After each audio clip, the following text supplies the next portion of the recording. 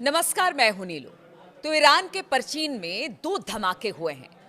बड़ी खबर यह है कि ये धमाके किस तरह के धमाके हैं।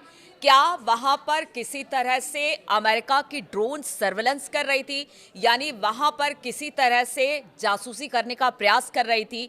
क्या उसे मार गिराया गया है? पहले तो आपको बताते हैं परचीन के बारे में कि परचीन है क्या और क्यों आखिर इतना महत्वपूर्ण ईरान के लिए माना जाता है। तो देखिए, न्यूक्लियर फैसिलिटी, यानी कि कहा यह जाता है कि यहाँ केमिकल वेपन्स भी हैं, यहाँ पर बैलिस्टिक मिसाइलें भी रखी गई हैं।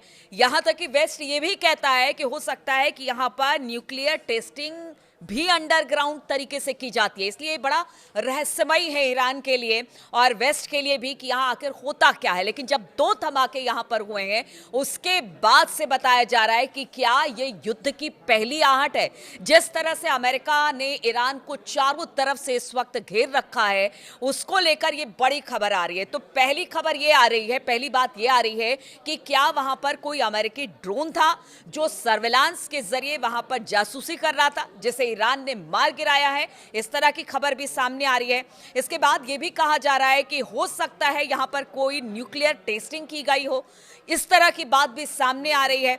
तो ये कयास लगाए जा रहे हैं कि अब ईरान भी पूरी तरह से तैयार है और जो एक पूरी तरह से ईरान को घेरने की अमेरिका ने जो कोशिश की है, अलग अलग जगहों पर डिप्लॉयमेंट ईरान के आसपास किया गया है, उसे अब किसी तरह से बख्शा नहीं जाएगा, यानी ईरान पूरी तरह से तैयार है। लेकिन अगर बात की जाए, कुछ ऐसी बातें सामने आ रही है जिसमें कहा यह जा रहा है कि जब जून में 12 दिन का युद्ध हुआ था, उस वक्त अमेरिका का एक बोइंग जो कि जासूसी करता है अमेरिका के लिए, इसका नाम है TC-135W, जिसका डिप्लॉयमेंट कतर में किया गया है। जी हां, इसका डिप्लॉयमेंट कतर में किया गया और ठीक इससे पहले जब 12 दिन का युद्ध हुआ था, उस वक्त भी इसके डिप्लॉयमेंट के बाद ही युद्ध की स्थिति यानी B-2 बॉम्बर से ईरान के परमाणु ठिकाने को निशाना बनाया गया था। तो अब इसका भी कतर में उतरना एक बड़ा महत्वपूर्ण माना जा रहा है कि हो सकता है यहां से अब एक तरह से कह लीजिए कि अमेरिका पूरी तरह से तैयार है।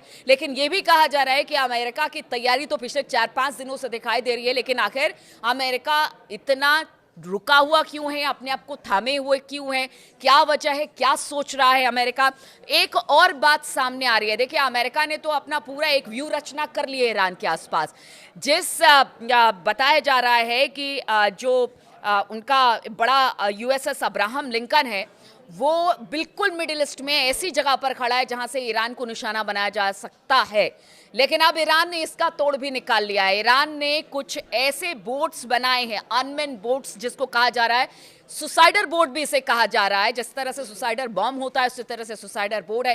300 इसकी बताया जा रहा है कि करीब 300 ऐसे सुसाइडर बोट्स हैं जो कि बिल्कुल जो USS अब्राहम लिंकन है उसके कुछ दूरी पर ही खड़ी है।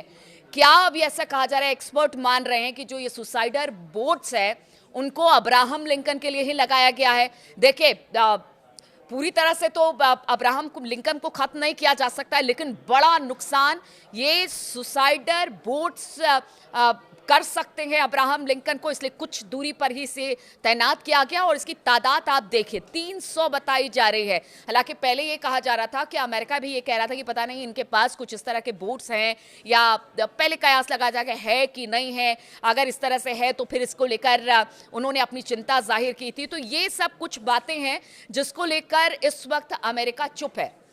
दूसरी तरफ एक और खबर आ रही है कि जो चीन के कुछ लड़ाकू विमान है, पिछले कुछ दिनों में हमने देखा कि किस तरह से चीन बिल्कुल ईरान के साथ खड़ा है, अमेरिका को चुनौती दे रहा है। और कहा यह जा रहा है कि जब उसके विमान ईरान के पीछे खड़े हैं तो ये ऐसे विमान हैं जो कि अमेरिका के अंदर तक घुसकर वार कर सकते हैं। उनकी मिसाइलें हैं जो कि ईरान को प्रोवाइड की जा रही है। तो एक तो देखिए, आप अब्राहम लिंकन को निशाना बनाने के लिए वहां पर 300 बोट खड़े हैं जो कि अनमैन्ड है, उसमें कोई भी नहीं है, वो जाएगा, टकराएगा और उससे भारी नुकसान होगा अब्राहम लिंकन को। ऐसे 300 बोट हैं। दूसरा बताया जा रहा है कि जो 2 धमाके हुए हैं परचीन में, वो भी एक बड़ी बात है, कि ये दो धमाके क्या वाकई जो अमेरिका के ड्रोन है उनको मार गिराया गया है। क्योंकि देखिए जो ऑर्बिटल ड्रोन इसे कहा जाता है, जो कि सिर्फ निगरानी करते हैं, जासूसी करते हैं।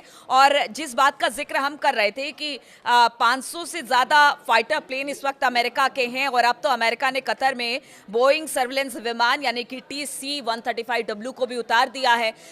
लेकिन सबसे बड़ी बात यह है कि अभी भी अमेरिका रुका हुआ है, थमा हुआ है, क्योंकि ईरान ने जिस तरह की चुनौती उसके सामने रखी है और चाइना का उसका साथ में आना, कह सकते हैं कि अमेरिका को भी लग रहा था कि हमला कर दिया जाए। क्योंकि बार बार अमेरिका ये कह रहा है कि हमें ईरान को डैमेज नहीं करना है, ईरान में नुकसान नहीं पहुंचाना है, सत्ता परिवर्तन करना है।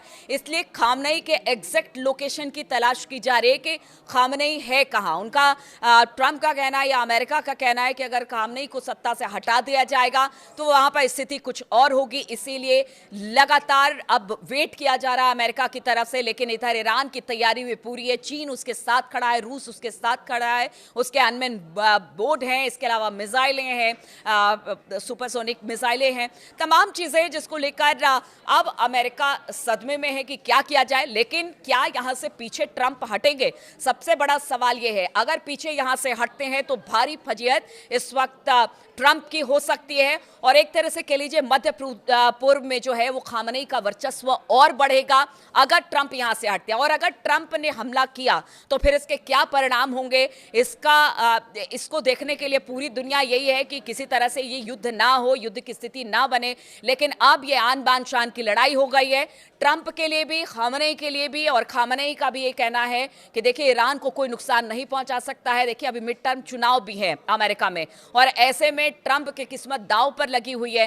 ट्रंप पहले ही बहुत वजीहत अपने ही घर में झेल चुके हैं, बाहर भी झेल चुके हैं। तमाम देशों से उनके जो ताल्लुकात है धीरे धीरे खराब होते चले जा रहे हैं। अभी कल ही हमने देखा किस तरह से एक मेगा ड्रिल भारत और EU के साथ हुई है। अब ऐसे में अमेरिका अगर यहां से पीछे हटता है तमाम दावपेच के बाद, तो फिर अमेरिका का होगा जो एक क्या होगा, वर्ल्ड पावर बनने का उनका जो एक सपना था, क्या वो धाराशायी ट्रंप के इस तरह के हरकतों से होगा। और अगर ट्रंप हमला करते हैं ईरान में तो फिर इसके क्या परिणाम होंगे, पूरी दुनिया से अब देखेगी और पूरी दुनिया इंतजार करे कि आखिर इस तरह की जो स्थिति मिडिल ईस्ट में बनी हुई है उसके क्या परिणाम निकलकर सामने आते हैं।